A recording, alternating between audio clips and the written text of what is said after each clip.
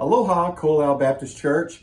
I'm so glad to be able to come to you every day for these devotions during our Stewardship Emphasis Week. And today for our Bible reading, we turn to the book of Leviticus. Leviticus chapter 27, the last chapter, and we read in verse 30. And all of the tithe of the land, whether of the seed of the land or the fruit of the tree, is the Lord's. It is holy unto the Lord.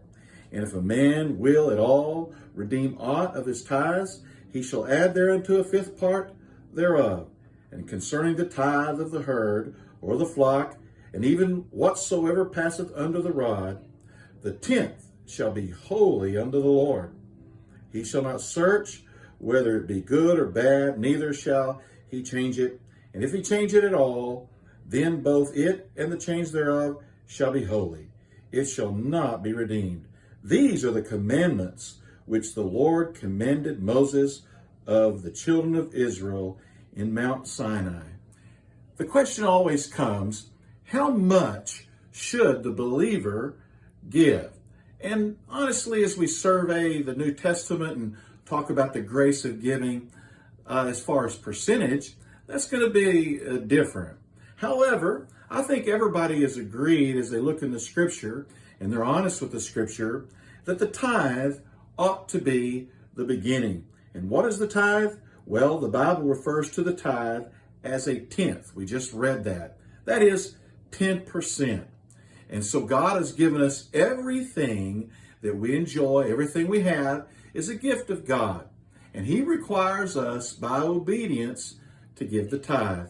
Now, tithing is something here in Leviticus that we can say is included in the Old Testament law, but it actually predated the law.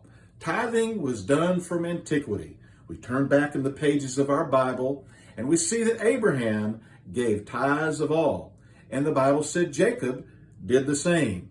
An Old Testament principle is that tithing should just be natural. It's the expectation of God that predates Israel and the giving of the law to Israel. As a matter of fact, in the New Testament, Jesus supported the tithe when He said, "These things ought ye to have done."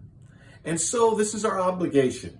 Now the question comes, is tithing the end of our giving? Well, most people don't even begin with the tithe. But to begin with the tithe is to begin with obedience. And to begin with the tithe, we find we understand our obligation, and we also are starting off in obeying the Lord where He wants us to go and what He wants us to do. But tithing, as we look in the New Testament, should move beyond that. Now, how can that happen? Well, as we grow in the grace of giving. And really, we are always giving free will offerings to the Lord. Nobody confiscates checkbooks and holds a gun to anybody's head telling them to write a check at Coal Baptist. Everybody gives freely.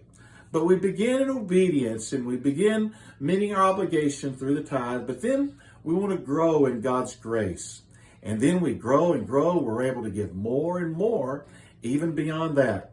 There are some Christians that we know of that have grown to the point where they're able to give 90% of their income to the Lord. I gotta confess, I'm not there by a long shot, but I greatly admire that, and I acknowledge God being able to grow an individual and work in a heart.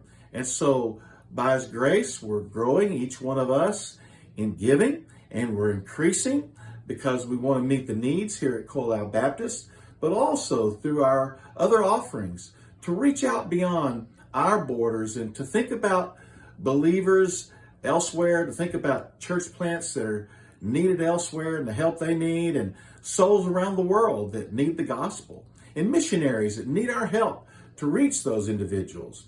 People that are trying to translate the Bible into languages that as of this modern date do not have a Bible in their language. People that are trying to get the gospel out by getting tracts out. All of these needs are helped when we grow in the grace of giving. But it all begins with that starting place of understanding our obligation to give the tithe and then obeying the Lord so that we're not robbing God. I hope that you'll pray about this. Think about faith and how you can trust the Lord. Think about how you can obey Him and He will bless you. Think about the feeling of knowing that you're right in the center of God's will. And we know that God does bless the tithe. The Lord said, give, and it shall be given unto you. There is just no way we can outgive the Lord. And God bless you for giving. Thank you for all your help, all the wonderful people at Coal Baptist Church that give to the ministry. You are a blessing, and we couldn't do what we do without you. And we're helping one another out, and we're getting the lost, the gospel, and we're glorifying the Lord. And thank you for that. God bless you. Have a good day.